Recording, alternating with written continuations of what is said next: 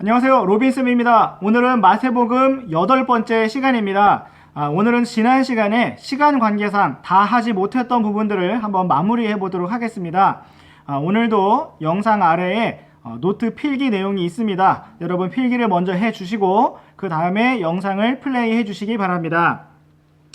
오늘 우리가 지난 시간에 계속 이어서 살펴볼 말씀은 마태복음 2장입니다. 자, 우리 함께 마태복음 2장 말씀 보시겠습니다. 마태복음 2장 4절 말씀부터 한번 보시겠습니다. 4절에서 6절까지 말씀 같이 읽어보실게요. 시작! 그가 모든 수제사장들과 백성의 서기관들을 함께 모아 그리스도가 어디서 태어나겠느냐고 그들에게 다그쳐 물으매 그들이 그에게 이르되 유대의 베들레헴이니이다. 대언자를 통해 이렇게 기록하신 바 유다 땅에 있는 베들레헴아 내가 유다의 통치자들 가운데서 가장 작지 아니하도다. 내게서 한 다스리는 자가 나와 내 백성 이스라엘을 다스리리라 하셨나이다. 아멘. 네, 헤롯 왕이 이스라엘의 왕, 유대인의 왕이 어디서 태어나겠느냐 하고 다그쳐 물었습니다. 그때 서기관들, 수제사장들이 대답한 것은 무엇이었습니까? 그것은 바로 유대의 베들레헴이니이다 하는 말씀이었습니다. 자, 그들이 이것을 어떻게 알았느냐? 바로 구약 성경을 잘 알았기 때문입니다. 자, 우리 함께 잠시 구약 성경 말씀 보실까요? 미가서 5장 2절입니다. 미가서 5장 2절.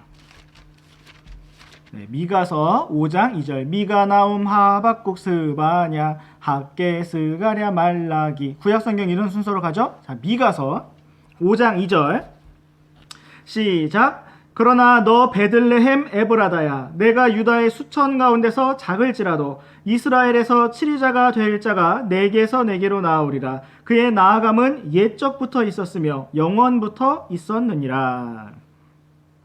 여기에서 보시면 유다의 이스라엘의 치리자가 될 자가 베들레헴에서 나오는데 자, 언제부터 나아감이 있었느냐? 옛적부터 영원부터 라고 말씀하고 있습니다. 메시아이신 그리스도 예수님에 대해서 미리 말씀하고 있는 것입니다. 요셉과 마리아는 나사렛에 살고 있었던 사람이었지만 하나님께서 카이사르 아우구스투스라는 이 황제를 사용하셔서 그들이 베들레헴까지 힘겹게 했지만 베들레헴까지 가게 하셨고 결국 예수님께서 이 예언의 말씀대로 베들레헴에서 탄생하시게 되었습니다. 자, 우리 다시 마태복음 2장 5절 말씀으로 돌아오시겠습니다. 예전에 우리 초등학생들도 이것을 외웠었는데 여러분들 이렇게 외우면 참 쉽습니다. 자, 마태복음 2장 5절 첫 글자만 따면 마태복음 2장 5절이죠. 그럼 마이오 이렇게 되겠죠. 마이오 이렇게 됩니다. 마이오. 그러면 마이오에 해당하는 구약 성경은 미가서니까 미, 그리고 5장이니까 2절이니까 그러면 미오이 이렇게 되겠죠. 마이오 미오이 이렇게 외워놓으시기 바랍니다. 마태복음 2장 5절에서 인용한 구약의 말씀은 마이오 미오이, 미가서 5장 2절 이렇게 외우시면 잘 외우실 수 있을 것입니다. 자, 그런데 여기에서 우리가 생각해 볼 점이 있습니다. 서기관들과 바리새인들은 예수님께서 베들레헴에서 태어나신다는 것을 알고 있었습니다. 지금 동쪽의 지혜자들이 별을 보고 왔지만 그들은 어디서 예수님께서 태어나실지 알지 못하고 있었습니다. 자, 그런데 수제사장들과 서기관들은 그 사실을 알고 있었죠. 그리고 동쪽의 지혜자들에게 대답을 해 주었습니다. 구약 성경 미가서 5장 2절에 의하면 베들레헴에서 태어나신다라고 대답을 해 주었습니다. 자, 그런데 여기에서 이상한 점이 있어요. 결국 베들레헴까지 예수님을 경배하러 간 사람들은 누구였습니까? 동쪽의 지혜자들이었습니다. 정말 이상하죠? 자, 뭐가 이상합니까? 수제사장들과 서기관들은 왜 예수님께 경배하러 가지 않았을까요? 그들은 베들레헴에서 메시아가 태어난다는 사실을 구약 성경의 말씀을 알고 분명히 알고 있었는데 예루살렘으로 경배하러 가지 않았다는 것입니다. 여기에서 우리는 한 가지 질문을 해볼 수가 있겠습니다. 진리를 알면 뭐하나? 라고 질문을 할 수가 있겠습니다. 자, 우리 한번 고린도전서 8장 말씀을 보시겠습니다. 고린도전서 8장. 고린도전서 8장 1절 말씀 같이 읽어보겠습니다. 고린도전서 8장 1절 말씀 시작. 이제 우상들에게 바친 것들에 관하여는 우리가 다 지식이 있는 줄로 아나니 지식은 우쭐되게 하나 사랑은 세워주느니라. 자, 여기에서 지식과 또 사랑과 우쭐됨의 관계를 볼 수가 있습니다. 여기 보니까 우상들에게 바친 것들에 관하여는 지식이 있는 줄로 안다 이렇게 말을 하는데, 여기에서 말하는 지식은 올바른 지식입니다. 진리의 지식, 틀린 것이 없는, 오류가 없는 합당한 지식을 말하는 것입니다. 자, 그런데 그 좋은 지식이 이 지식을 가진 사람들을 어떻게 만들었느냐? 우쭐되게 만들었다라는 것입니다. 자, 그러면 지식은 나쁜 것일까요? 그렇지 않습니다. 지식은 나쁜 것이 아닙니다. 하나님의 말씀을 아는 것이 나쁜 것일까요? 아닙니다. 하나님의 말씀을 아는 것은 좋은 것입니다. 하나님의 말씀은 양날 달린 검과 같은 것이다 라고 말씀하고 있습니다. 그렇다면 여러분, 칼이 좋은 것일까요? 나쁜 것일까요? 자, 칼은 그것을 어떻게 사용하느냐가 정말 중요합니다. 우리가 그것을 가지고 요리를 할 수도 있고, 또는 과거에 적군들이 쳐들어왔을 때 성을 방어하고 도시를 방어하고 지켜낼 수 있는 무기가 될 수도 있고, 또 오늘날에는 의사들이 수술을 할 때 사용하기도 합니다. 자, 이렇게 칼은 좋게 사용할 수도 있습니다. 그런데 이 칼이 범죄자들의 손에 들려질 때 그것은 너무나 무섭게 사용될 수도 있는 것을 우리가 볼 수가 있습니다. 자, 마찬가지입니다. 하나님의 말씀을 아는 것이 중요합니다. 그런데 하나님의 말씀을 어떻게 그것을 사용하고 적용하는가가 참으로 중요하다는 것입니다. 서기관들과 바리새인들, 또 수제사장들은 하나님의 말씀의 지식을 가지고 있었습니다. 자, 그런데 그 말씀의 지식에 따라 합당하게 살고자 하였느냐? 그렇지 않았습니다. 동쪽에서 온 이방인인 지혜자들은 예수님께 경배하러 예루살렘에서 베들레헴으로 갔지만, 베들레헴이라는 사실을 알려주었던 수제사장들과 서기관들은 베들레헴까지 같이 가지 않았다는 것입니다. 유대인의 왕이 오시는 것은 알지만 가서 맞이하고 경배할 마음이 없었다는 것입니다. 자, 이와 같이 우리가 오늘 하나님의 말씀을 알고 있다 하는 것이 매우 중요한 사실이지만, 알고만 있는 것은 아무런 의미가 없습니다. 진리의 지식만 가지고 있는 사람은 교만할 수밖에 없지만, 그 배운 말씀대로 살고자 하는 사람은 겸손할 수밖에 없습니다. 자, 오늘 우리가 나아가는 길은 성경 말씀을 머리로, 지식으로 채우려는 길이 아닙니다. 서기관들과 수제사장들 같은 그런 길이 아닙니다. 오늘 우리가 가고자 하는 길은 이 말씀대로, 한 가지 말씀을 알게 되었다면 바로 그 말씀대로 순종하며 가고자 하는 길인 것입니다.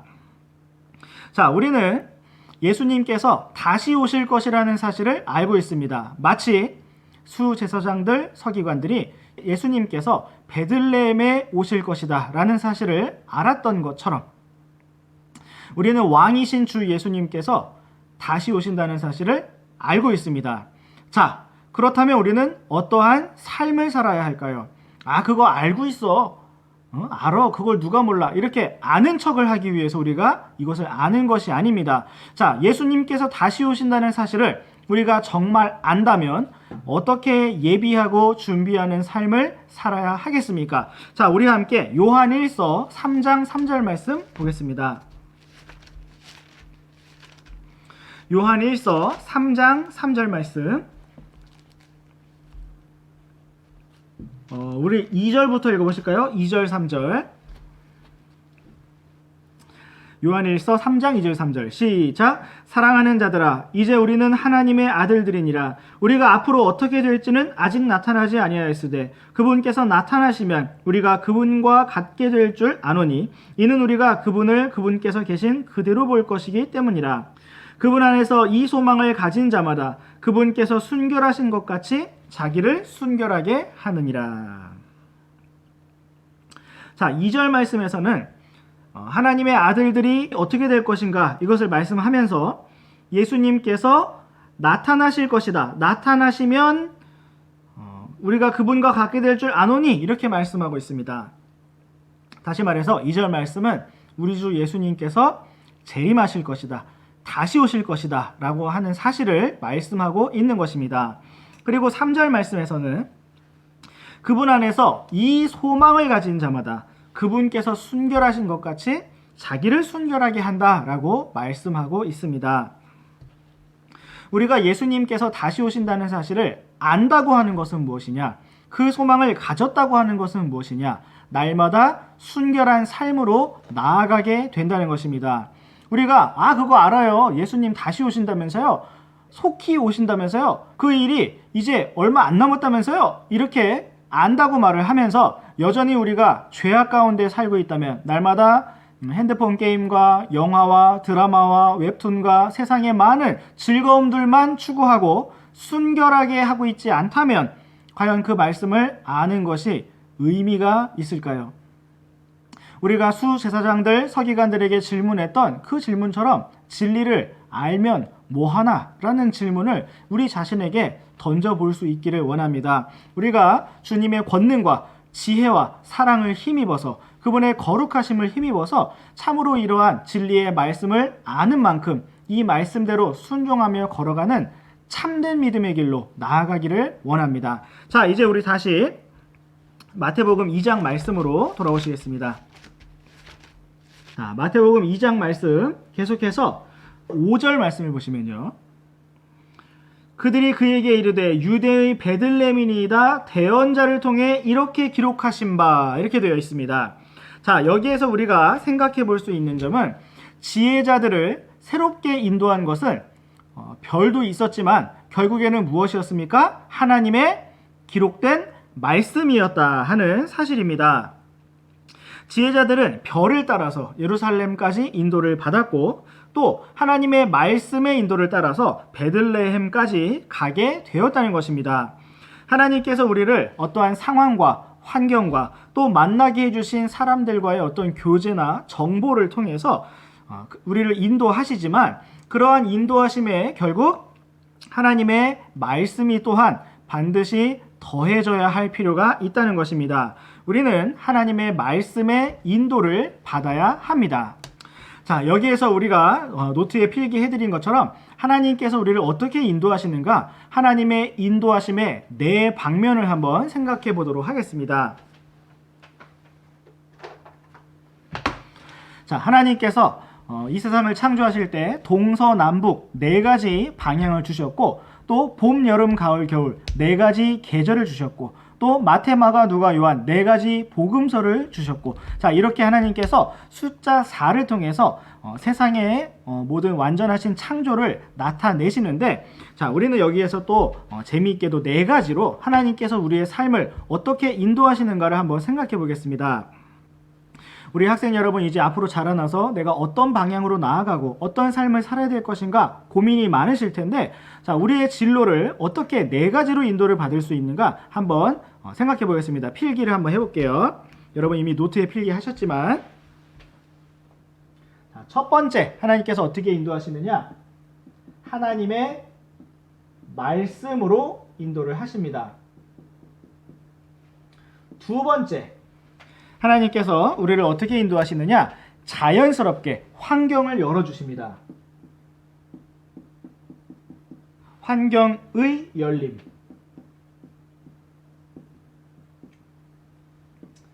세 번째 하나님께서 우리를 어떻게 인도하시느냐 개인적인 마음의 화평으로 인도하십니다. 개인적인 마음의 화평. 다시 말하면 양심이 편안하다는 것이죠. 양심이 편안하다. 자, 또한 네 번째는 교회 안에서 또는 가정 안에서 믿음의 사람들, 형제, 자매의 조언을 통해서 인도하신다는 것입니다. 이 네 가지가 잘 균형이 잡혀질 때 우리는 확실하게 하나님께서 인도하시는구나 하는 인도하심으로 받아들일 수가 있겠습니다. 우리 한 가지씩 한번 생각해 보겠습니다.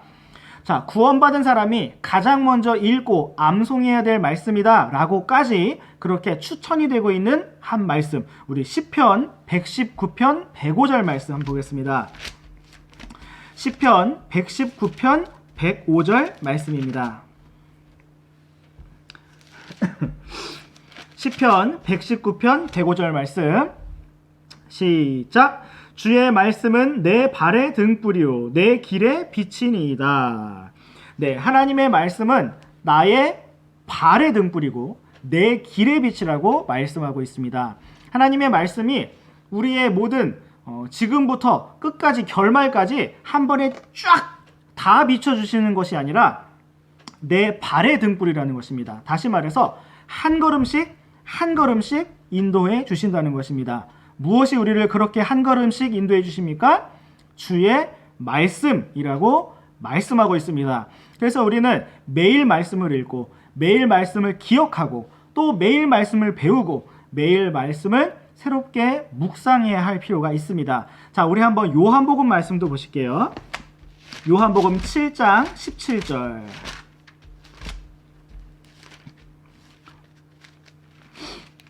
요한복음 7장 17절 읽어보겠습니다. 시작. 어떤 사람이 그분의 뜻을 행하려 하면 그 교리가 하나님에게서 왔는지 혹은 내가 스스로 말하는지 알리라. 자, 이 말씀은 예수님께서 해주신 말씀인데, 자, 이것은 하나님의 말씀, 하나님의 인도하심을 어떻게 알 수 있는가에 대한 말씀입니다. 자, 한 가지 조건이 있습니다.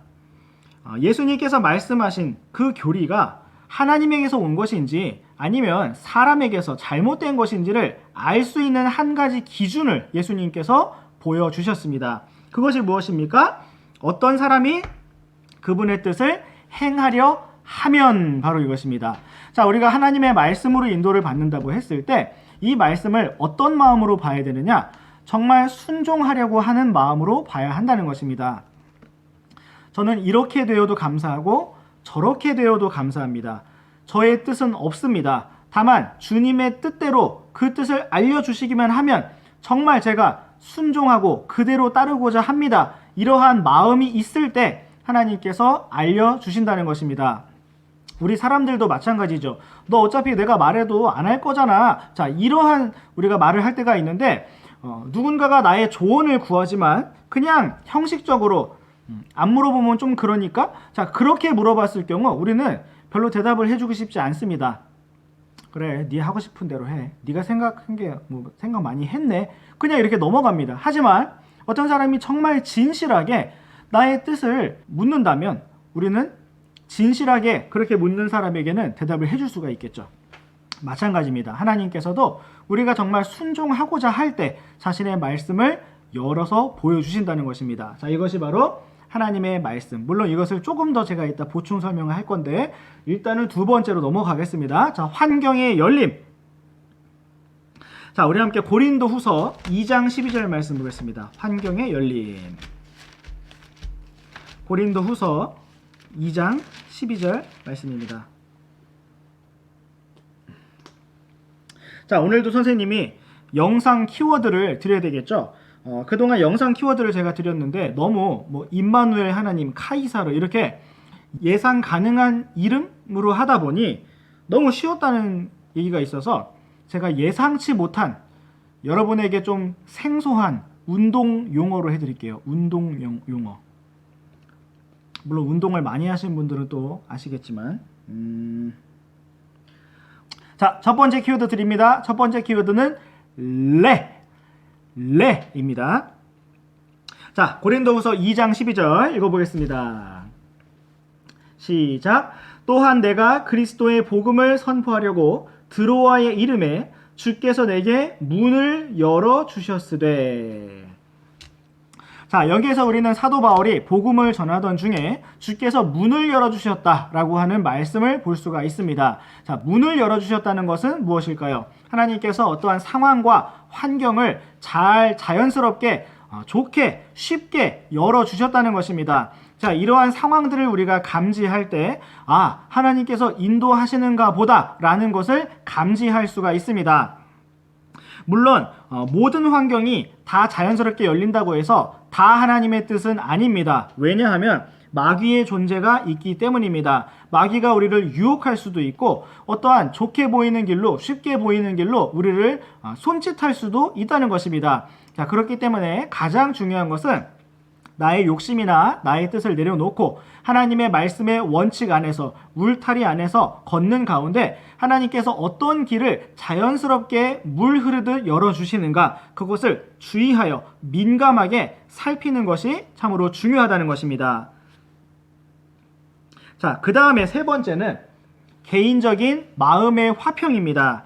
자, 우리가 어떠한 길에 대해서 생각을 했을 때 마음이 편안하고 또 기쁘고 마음이 벅차오르고 또 주님이 정말 기뻐하실 것 같은 그러한 마음, 내 마음 안에서부터 주님의 생명이 너무나 기뻐하실 것 같은 그러한 평안, 그러한 마음이 우리가 있어야 한다는 것입니다. 계속해서 그 길로 가려고 할 때 그냥 힘든 거 말고 그 길이 너무 어려워서 힘든 거 말고 마음이 뭔가 불편하다면 이거 주님이 인도하시는 게 아닌 것 같아 라는 확신이 없다면 우리는 확신이 있을 때까지 가지 않고 주님의 확신을 기다리거나 아니면 다른 길로의 인도하심을 기다려야 할 필요가 있는 것입니다. 자, 우리 로마서 8장 14절 말씀 보시겠습니다. 로마서 8장 14절 말씀 읽어보겠습니다. 시작. 하나님의 영에 의해 인도받는 자들은 다 하나님의 아들들이니. 네, 하나님의 영, 바로 성령님께서 우리 안에 살아계셔서 우리를 인도하신다고 말씀하고 있습니다. 그래서 하나님의 인도라는 것 중에 하나는 우리의 마음 안에 계신 성령님께서 우리를 화평 가운데 인도하신다는 것입니다. 자, 그 다음에 우리 골로새서 말씀도 한번 보시겠습니다. 골로새서 3장 15절. 자, 여기에서 두 번째 키워드 드리겠습니다. 두 번째 키워드는 그입니다. 자, 골로새서 3장 15절 읽어보겠습니다. 시작. 하나님의 화평이 너희 마음속에서 다스리게 하라. 너희도 그 화평에 이르도록 한 몸 안에서 부르심을 받았으니 감사하는 자가 되라. 자, 여기에서 하나님의 화평이 너희 마음속에서 다스리게 하라 라고 말씀하고 있습니다. 우리가 어떠한 진로의 길에 대해서 생각할 때 우리의 마음이 불편하고 불안하다면 하나님의 말씀에 비추어 보았을 때 우리의 양심에 거리끼는 것이 있다면 그것은 하나님의 화평이 다스리는 것이 아닙니다. 자, 우리는 하나님께서 완전한 화평으로 전혀 양심에 거리낄 것이 없는 그 누가 보아도 믿음의 본이 될 만한 그러한 길로 인도하시는 화평의 길로 따라가야 합니다. 우리가 누군가에게 감추어야 하고 비밀로 해야 하는 일들이 있다면 그것은 어둠에 속한 일이 될 가능성이 매우 크다는 것입니다. 우리 동생한테 말하면 안 돼. 우리 부모님한테는 말하면 안 돼. 그 친구한테는 말하면 안 돼. 교회 안에 성도님들한테는 알려주면 안 돼. 우리 목사님은 모르셨으면 좋겠어. 하는 어떠한 비밀스러운 일들이 있다면 그것이 과연 하나님의 화평으로 인도받는 일일까? 우리가 생각을 해봐야 한다는 것입니다. 자, 우리 그 다음 네 번째 한번 보겠습니다. 네 번째 우리 요점은 바로 형제 자매들의 조언입니다. 자, 이것을 또 다른 말로 하나 더 쓰게 되면 교회의 평강,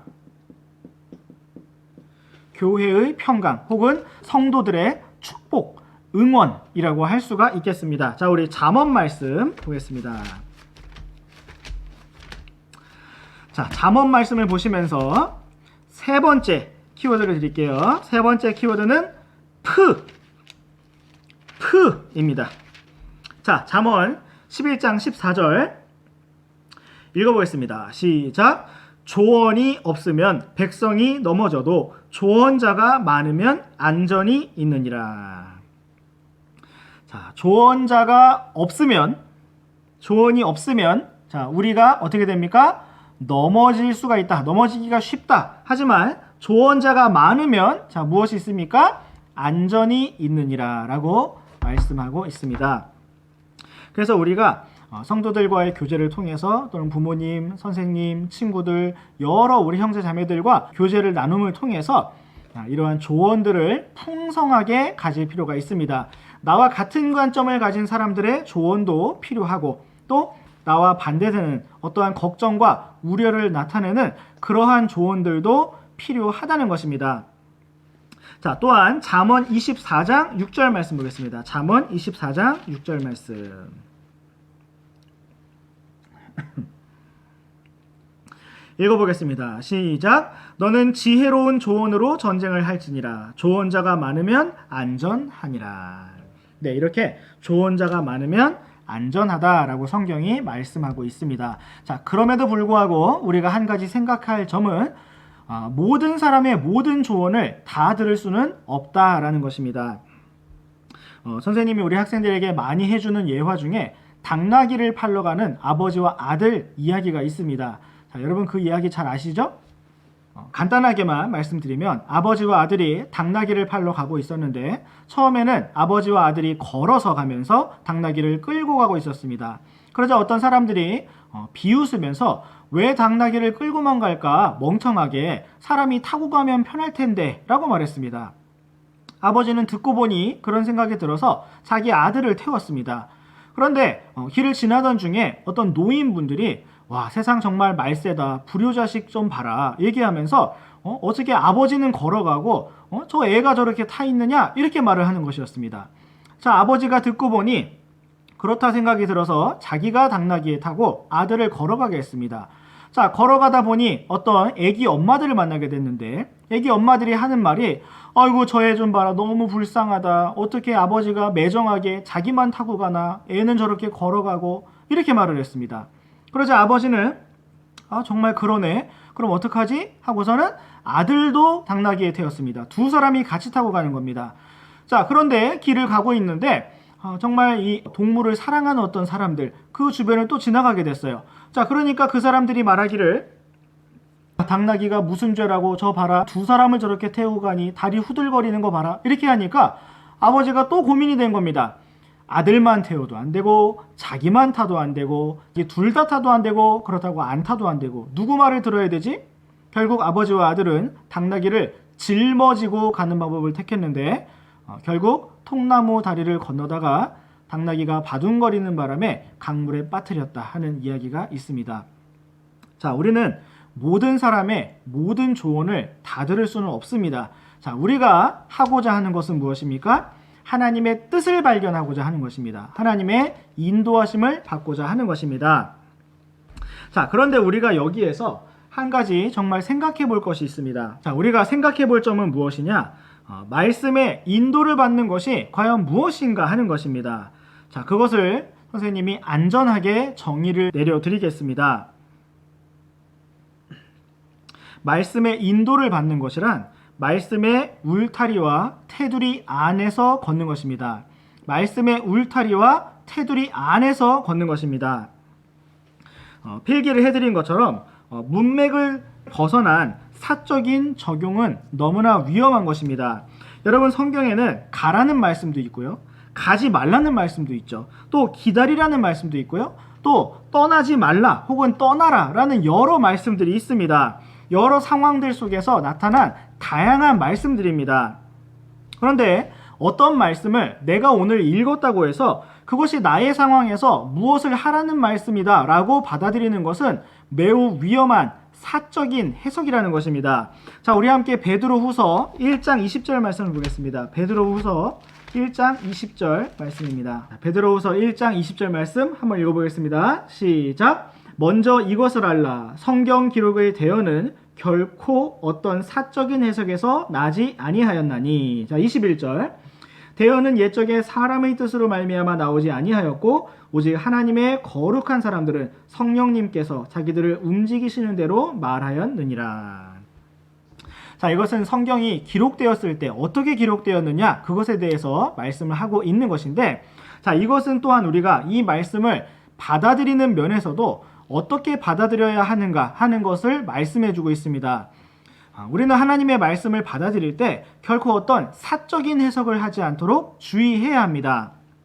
말씀의 인도를 받는 것이란 말씀 안에 기록된 말씀의 길을 말씀의 울타리 안에서 걷는다는 것이지 어떤 신비적인 방법으로 마치 점쟁이가 하는 것처럼 그런 식으로 말씀을 받는 게 아니라는 것입니다. 자, 성경에 나타난 말씀의 원칙들이 무엇입니까? 정직해야 한다. 그리고 신실해야 한다. 항상 나의 책임을 다해야 한다. 또 어떤 것들이 있겠습니까? 특별히 말에 대해서 함부로 말하지 않는 것, 또 돈에 대해서 정직하게 드러내 보이며 관리하고 사용하는 것, 또 나에게 주신 일에 무슨 일을 하든지 마음을 다해 주게 하고, 또 어떻습니까? 아버지 어머니들은 하나님의 말씀에 따라 자녀를 사랑하고 가정을 돌보고, 또 자녀들은 부모님께 순종하고, 주인들은 종들은 이러한 성경에 말씀의 원칙이 있습니다. 교회 안에서 형제자매들을 사랑하고 서로 섬기며 겸손하게 나아가는 이러한 말씀의 길 안에서 우리가 말씀의 인도를 따라서 간다는 것이지, 어떠한 신비적인 방법으로 나에게 특별한 말씀을 받는 방식으로 가는 것은 굉장히 위험하다는 것입니다. 누군가가 이러한 방식의 위험성을 가르쳐주기 위해서 한 이야기를 만들었는데, 자, 이런 이야기가 있습니다. 하나님 내 길을 인도해 주십시오 하면서 성경 말씀을 이렇게 펼치는 가운데 딱 짚어갖고 딱 그걸 읽었다는 겁니다. 하나님의 말씀의 인도를 받기 위해서. 자, 하나님께서 머리카락도 세셨고 참새가 떨어지는 것도 우연이 아니기 때문에 그러한 하나님을 믿으면서 딱 이렇게 했다는 거예요. 자, 그 사람이 발견한 말씀은 가룟 유다가, 예수님을 팔아넘긴 가룟 유다가 목매달아 죽으니라 하는 그 말씀이었습니다. 자, 그래서 이게 뭐야, 이상한 말씀이네 하고선 다시 쫙 해서 딱 했더니 가서 너도 그와 같이 하라, 이런 말씀을 받다는 거예요. 그래서 뭐야, 섬찟했죠? 다시 내가 하는 일을 속히 하라. 자, 여러분, 성경을 이런 식으로 받는 것이 아닙니다. 자, 내가 갈까 말까를 고민하고 있는데 성경을 읽다 보니 너는 가라, 그런 문장이 나왔다고 해서 그걸 가라고 하나님께서 말씀하신 걸까요? 그런 식으로 생각하는 게 굉장히 미신적이고 위험한 말씀을 받는 방식이라는 것입니다. 하나님께서는 성경을 우리가 그런 식으로 받으라고 말씀을 주신 것이 아닙니다. 그럼 랜덤으로 가라는 말씀, 가지 말라는 말씀, 떠나라는 말씀, 떠나지 말라는 말씀, 이런 말씀들이 성경에 곳곳에 여러 문장들이 섞여 있는데, 그런 문맥을 다 무시한 채 그냥 쭉 읽다가 딱 찍어서 그 나한테 주신 말씀, 혹은 내가 오늘 읽었는데 내가 고민하고 있었는데 그 말씀을 오늘 보여주셨기 때문에 오늘 나한테 가라는 뜻이다, 그런 식으로 받는 것이 아니라는 것입니다. 하나님의 말씀의 인도를 받는다는 것은 하나님께서 믿음의 사람들을 어떠한 방식으로, 어떠한 원리로, 어떠한 길로 인도하셨는지를 우리가 문맥 속에서 보고 발견하면서 그러한 원리 가운데 주님을 따라가는 것을 의미하는 것입니다. 자, 여기에서 잠시 네 번째 키워드 드리겠습니다. 네 번째 키워드는 레입니다. 레. 자, 예를 들어 여러분들이 자라나서 진로에 대해서 고민을 하고 또 알바에 대해서 생각을 하고 있는데 어떤 사람이 우리한테 일자리를 제안을 해줬어요. 근데 그 일자리 제안이 나이트클럽입니다. 예를 들어서 나이트클럽이에요. 야, 나이트클럽에 너 그냥 서빙만 하면 되는데 와서 일해라, 돈 많이 준다. 근데 돈을 얼마냐고 생각을 해봤더니 나한테 딱 필요한 그 액수예요. 오, 나한테 꼭 필요한 액수구나. 근데 나이트클럽이에요? 그럼 어떻게 해야 되지? 근데 말씀을 읽고 있는데 갑자기 두려워하지 말고 가라, 그런 말씀을 봤어요. 그럼 그게 가라는 뜻일까요? 그것이 말씀의 인도를 받는 것일까요? 아니라는 것입니다. 하나님의 말씀의 인도를 받는다는 것은 그런 식으로 어떤 글자를, 어떤 문자를 받다고 그것을 따라가는 것이 아니라는 것입니다. 말씀의 인도를 받는다는 것은 하나님의 말씀에서 우리에게 가르쳐 주신 그 원리와 말씀의 원칙, 울타리 안에서 걸어간다는 것입니다. 자, 우리가 성경 말씀을 읽을 때 너는 어느 나라 선교사로 가라? 또는 너는 어떤 직장을 가라? 또는 어떤 학교를 들어가라? 이번에는 입학을 해라? 어떤 자격증을 따지 마라? 이러한 말씀들이 없습니다. 자, 그럼 우리는 어떻게 말씀의 인도를 받아야 하는 것인가? 하나님의 말씀의 원칙과 원리 안에서 이 길을 가되, 자, 이러한 모든 것들을 다 조합해서 참으로 내가 주님께 순종하는 마음을 가지고 여러 환경의 열림을 가지고 또 형제 자매들과의 조언과 교제를 통해서 마음에 주님께서 다스리시는 화평을 통해서 결정을 하게 되는 것입니다. 때로 우리가 어떠한 믿음으로 결정을 하고 나서 고난과 어려움이 올 수도 있습니다. 그러나 그러한 고난과 어려움은 내가 잘못 선택했다는 뜻이 아닙니다. 자, 요셉은 주님의 말씀에 따라서 어떠한 일들을 결정하였을 때 그 결정으로 인해 고난이 오기도 하였습니다. 다윗도 마찬가지죠. 주님께서 기름 부으신 이후에 또 주님이 주신 마음에 따라 골리앗을 쓰러뜨린 이후에 그에게 고난이 온 것을 볼 수가 있습니다. 어떠한 우리의 삶 속에 일어나는 현상들과 고난들과 어려움들은 우리가 하나님의 말씀을 벗어났느냐, 하나님을 잘 따랐느냐, 그것을 판가름하는 기준이 될 수가 없습니다. 때로 우리가 육신의 삶을 살 때에도 하나님께서 오히려 은혜를 주셔서 화평하게 하실 수도 있는 것입니다. 자, 그렇다면 우리가 말씀 안에서 인도를 받으며 걷는다는 것은 무엇입니까? 먼저 우리가 이 땅에 살아남아 있는 이유에 대해서 말씀 안에서 생각을 해야 할 것입니다. 그것은 무엇입니까? 바로 복음을 전하는 것입니다.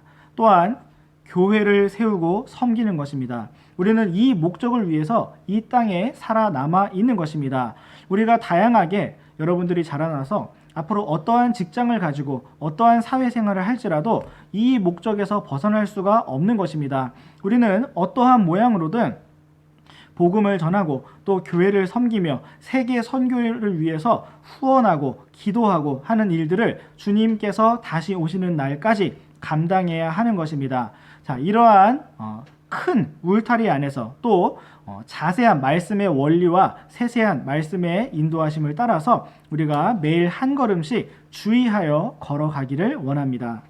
자, 마지막 키워드 드리고 오늘 수업을 마치도록 하겠습니다. 마지막 키워드는 스입니다. 자, 여러분 이제 우리가 온라인 계약이라는 개념을 갖고 이제 계속해서 이것을 진행하고 있는데 미리 공지를 드렸던 것을 한 번 더 설명을 해드리면 여러분 일찍 자고 일찍 일어나는 규칙적인 생활을 다시 새롭게 시작하시기 바랍니다. 아침 9시 전까지 여러분들 일어나셔서 씻고 또 평상복으로 잠옷에서 평상복으로 갈아입으신 후에 여러분들 얼굴과 또 시간을 인증할 수 있는 여러분 집에 있는 또 다른 핸드폰 이렇게 시계가 나오도록 또 다른 핸드폰으로 이렇게 인증하셔서 사진 찍으셔서 선생님에게 카톡 혹은 문자로 보내시기 바랍니다. 오전 9시 이전에 출석 체크, 사진 인증 출석 체크 꼭 하시기 바랍니다. 그럼 안녕!